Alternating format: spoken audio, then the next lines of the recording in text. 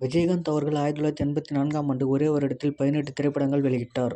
ரஜினிகாந்த் அவர்கள் 1978ஆம் ஆண்டு ஒரே வருடத்தில் 21 திரைப்படங்கள் வெளியிட்டார். கமல் அவர்கள் 1978ஆம் ஆண்டு ஒரே வருடத்தில் 19 திரைப்படங்கள் வெளியிட்டார். கமல் அவர்கள் 1988ஆம் ஆண்டு ஒரே வருடத்தில் 14 திரைப்படங்கள் வெளியிட்டார். ராமராஜன் அவர்கள் 1989ஆம் ஆண்டு ஒரே வருடத்தில் 8 திரைப்படங்கள் வெளியிட்டார். சத்யராஜ் அவர்கள் 1985ஆம் ஆண்டு ஒரே வருடத்தில் 28 திரைப்படங்கள் வெளியிட்டார்.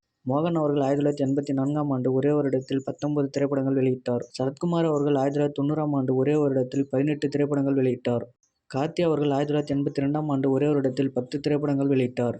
பிரசாந்த் அவர்கள் 1992ஆம் ஆண்டு ஒரே வருடத்தில் 6 திரைப்படங்கள் வெளியிட்டார். விஜய் அவர்கள் 1996 மற்றும் 1997ஆம் ஆண்டு ஒரே வருடத்தில் 5 திரைப்படங்கள் வெளியிட்டார். அஜித் அவர்கள் 1999ஆம் ஆண்டு ஒரே வருடத்தில் 6 திரைப்படங்கள் வெளியிட்டார். விஜய் சேதுபதி 2016ஆம் ஆண்டு ஒரே வருடத்தில் 6 திரைப்படங்கள் வெளியிட்டார். தனுஷ் அவர்கள் 2011ஆம் ஆண்டு ஒரே வருடத்தில் 5 திரைப்படங்கள் வெளியிட்டார். கமல் அவர்கள் 1996ஆம் ஆண்டு ஒரே வருடத்தில் 6 திரைப்படங்கள் வெளியிட்டார். கௌதம் கார்த்தி அவர்கள் 2017ஆம் ஆண்டு ஒரே வருடத்தில் 5 திரைப்படங்கள் வெளியிட்டார்.